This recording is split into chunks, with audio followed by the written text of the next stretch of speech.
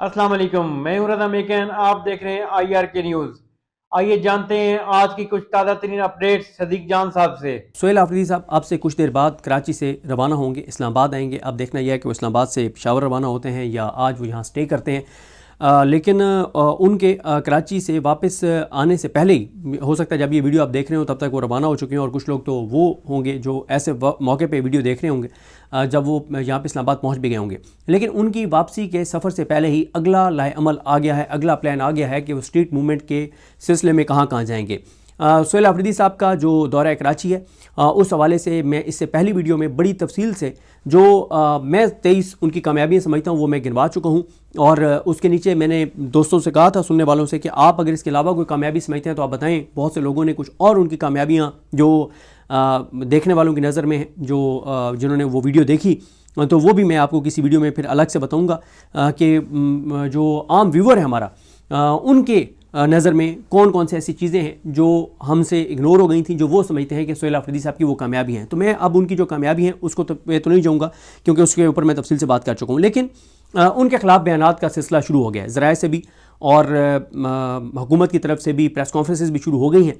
उन्होंने क्या ऐसा किया है जिस वजह से उनके ख़िलाफ़ जो है ये सब कुछ शुरू हो गया है। मैं आपको बताता हूँ उनका एक बयान जिस पे बहुत सख्त रद्दअमल दिया गया है, वो कितना सख्त है वो भी आपके सामने रद्दअमल भी रख दूँगा।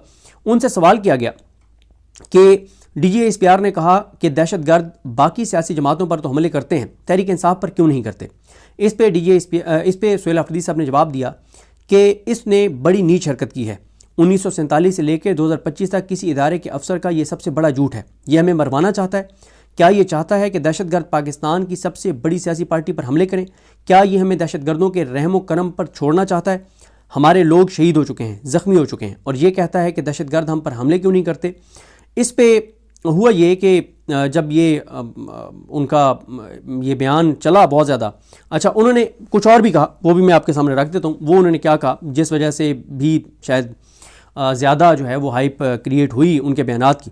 उन्होंने कहा कि उन्होंने वकला को कहा कि हमने आइन के लिए खड़ा होने और आइन ने फ्रीडम ऑफ स्पीच की इजाज़त दी है। इधर आप सच बोलते हैं, उधर उठा लिए जाते हैं।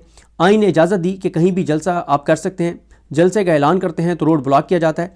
वज़ीर आला को रात की तारीकी में सुनसान सड़कों पर दहशतगर्दों के रहम करम पर छोड़ा जाता है।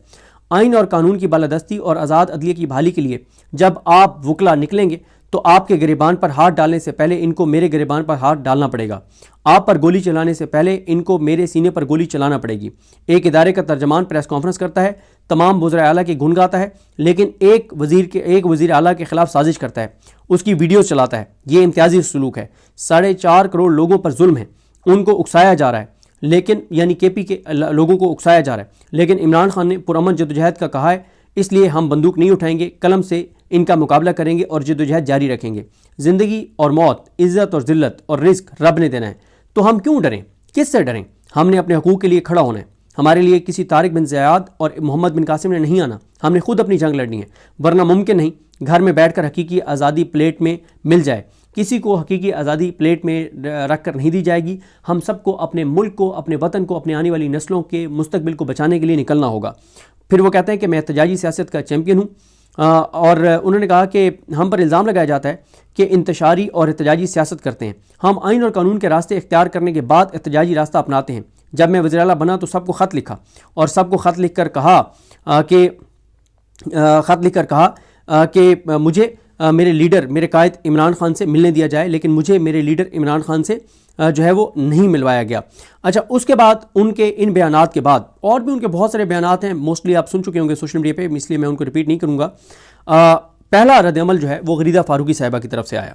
गरीदा फारूकी साहिबा ने ऊपर लालो लाल कर दिया ट्वीट को, यानी ऊपर वो जो एमरजेंसी वाली बत्तियाँ होती हैं, लाइटें होती हैं, वो लगाईं और रेड रेड रेड कर दिया, सारा खून खून कर दिया अपने ट्वीट को। यानी इतना यानी उनके वो जिस तरह से कहते हैं ना कि फ़लाँ की आंखों में खून उतरा हुआ था, तो उनके ट्वीट में खून उतरा हुआ है। तो लालो लाल जो उनका ट्वीट है उसमें वो लिखती हैं कि वज़ीर आला खैबर पख्तूनख्वा ने DGSPR के बारे जो नामुनासिब गुफ्तगू की और जिस तरह से इदारे पर इल्ज़ामात आयद किए, मुतलका ज़राए के मुताबिक ये वही सफ़ेद झूठ और स्याह पॉलिसी का तर्ज अमल है।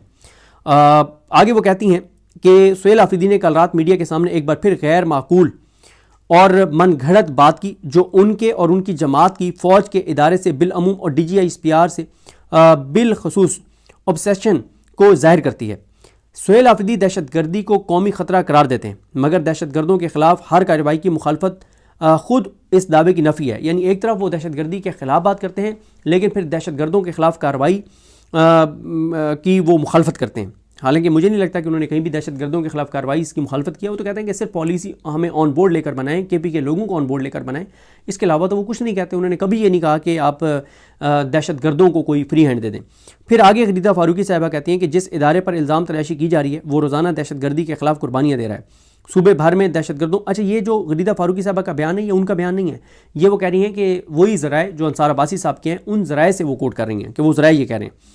آگے وہ کہتی ہیں کہ جس ادارے پر ذرائع یہ کہتے ہیں کہ جس ادارے پر سہیل آفریدی الزام تراشی کر رہے ہیں وہ ادارہ روزانہ دہشت گردی کے خلاف قربانیاں دے رہا ہے، صوبے بھر میں دہشت گردوں، جرائم پیشہ اور سیاسی عوامل کا گٹھ جوڑ جو ہے وہ مصروف عمل ہے جسے حکومتی پشت پناہی میسر ہے۔ اچھا، یہ بار بار کہا جاتا ہے کہ KP میں سیاست اور دہشت گردی کا گٹھ جوڑ ہے، لیکن ابھی تک ایک بھی ثبوت ہمارے سامنے ایسا نہیں ہے، ابھی تک ایک بھی ایسا ثبوت ہمارے سامنے نہیں ہے جس میں یہ بتایا جائے کہ PTI کا فلاں بندہ دہشت گردوں کو اس لیے سپورٹ کر رہا ہے کہ دہشت گرد اس کو یہ پیسہ دے رہے ہیں یا فلاں ملک اس کو یہ پیسہ دے رہا ہے۔ ہمارے سامنے ایسا کوئی ثبوت نہیں ہے۔ آگے غریدہ فاروقی صاحبہ ذرائع کو کوٹ کرتی ہیں کہ دہشت گردوں کے خلاف کارروائیوں کے خلاف سہیل آفریدی کا رد عمل اس بات کا ثبوت ہے کہ تحریک انصاف ان دہشت گردوں کی پشت پر موجود ہے اور یہ تضاد سب پر عیاں ہے۔ عمران خان کی اپنی ٹویٹ گواہ ہے کہ دہشت گرد عوامی نیشنل پارٹی کو اس لیے نشانہ بناتے ہیں کیونکہ وہ دہشت گردی کے خلاف بولتی ہے۔ خیبر پختونخوا کی سیاست میں جو بھی دہشت گردوں کے خلاف آواز اٹھائے اسے غیر معروف کر دیا جاتا ہے۔ شفیع جان اور مشال یوسف زئی کا دہشت گردی کی مذمت سے انکار محض افراد کی رائے نہیں بلکہ PTI کی پالیسی کی عکاسی ہے۔ جن افراد پر حملوں کا حوالہ دیا جا رہا ہے وہ ذاتی حیثیت میں اس لیے نشانہ بنے کہ انہوں نے دہشت گردی کے خلاف بات کی مگر ان کی یاد آج آئی۔ نتیجہ صاف ہے، دعوے کچھ عمل کچھ، یہی سفید جھوٹ اور سیاہ پالیسی کی اصل پہچان ہے۔ یہ غریدہ فاروقی صاحبہ نے کیا۔ اچھا، غریدہ فاروقی صاحبہ کے بعد جو یہ ہیں عطا ترڑ صاحب، ان کا بھی بیان آ گیا، جو وزیر اطلاعات ہیں۔ انہوں نے تو سہیل آفریدی کو ایک طرح سے فتنہ الخوارج جو ہے وہ قرار دے دیا ہے ان کے ٹویٹ کے مطابق۔ تو وہ یہ کہتے ہیں کہ وزیر اعلیٰ خیبر پختونخوا سہیل آفریدی آج افغانستان کے ترجمان کے طور پر بات کر رہے تھے جو انتہائی قابل مذمت اور شرمناک ہے۔ پوری دنیا نے افغان طالبان رجیم کی دہشت گردوں کی پشت پناہی کے ثبوت دیکھے ہیں اور افغانستان کی سرزمین کی دہشت گردوں کی کارروائیوں کے لیے استعمال ہونے کے ناقابل تردید شواہد بھی موجود ہیں۔ اچھا، یہ ان افغان طالبان کی بات ہو رہی ہے جن کے آنے پر ہمارے وزیر دفاع خواجہ آصف نے ٹویٹ کیا تھا کہ طاقتیں تمہاری ہیں اور خدا ہمارا ہے۔ آگے کہتے ہیں سہیل عطا ترڑ صاحب کہ سہیل آفریدی نے جھوٹ اور منافقت کی انتہا کر دی۔ پاکستانی قوم نے دہشت گردی کا مقابلہ کرتے ہوئے بے پناہ قربانیاں دی ہیں۔ تحریک انتشار والے جب بھی منہ کھولتے ہیں دہشت گردوں کی سہولت کاری کرتے ہیں۔ پاکستان کی ترقی فتنہ الخوارج کو قابل قبول نہیں، اسی لیے پاکستان کو نشانہ بنایا جا رہا ہے۔ سہیل آفریدی کو ہوش کے ناخن لینے چاہیے۔ اور جس طرح سے میں نے آپ کو عرض کیا ہے کہ سہیل آفریدی نے کہیں بھی افغانستان کو کوئی یہ نہیں کہا کہ ان کو پتہ نہیں کو سپورٹ کر رہے ہیں، وہ تو سمپل بات کر رہے ہیں کہ افغانستان سے بامانی بات چیت کی جائے، ہمارے مشران اور بڑوں کو وہاں جانے دیا جائے، وہ ان سے جا کے بات کریں گے اور حملے افغانستان پہ کسی چیز کا حل نہیں ہے اور اس سے نفرتیں بڑھیں گی، وہ ہمارا پڑوسی ہے۔ اور کہا جاتا ہے کہ آپ دوست تو بدل سکتے ہیں لیکن آپ پڑوسی نہیں بدل سکتے، تو وہ صرف یہ کہہ رہے ہیں کہ بامانی بات چیت کریں۔ اور پھر وہ کہتے ہیں کہ آپ کی جو افغان پالیسی ہے وفاق کی، وہ جب آپ بناتے ہیں تو اس کا بیک لیش KP میں آتا ہے، تو جب بیک لیش اس کا KP میں آتا ہے تو آپ KP کو آن بورڈ لیں۔ اور KP کو وہ یہ نہیں کہتے کہ PTI کو آن بورڈ لیں، وہ کہتے ہیں KP اسمبلی کو آن بورڈ لیں جس میں نون لیگ بھی ہے، پیپلز پارٹی بھی ہے، ANP بھی ہے، JUF بھی ہے، سب ہیں۔ تو ناظرین، یہ تھی اہم اپڈیٹس جو آپ نے جانی صدیق جان کی زبانی۔ تو ناظرین، جڑے رہیے مزید اپڈیٹس کے لیے ہمارے چینل کے ساتھ۔ اپنا اور اس چینل کا خیال رکھیے گا۔ اسی کے ساتھ اپنے میزبان رضا میکن کو اجازت دیجیے۔ اللہ حافظ۔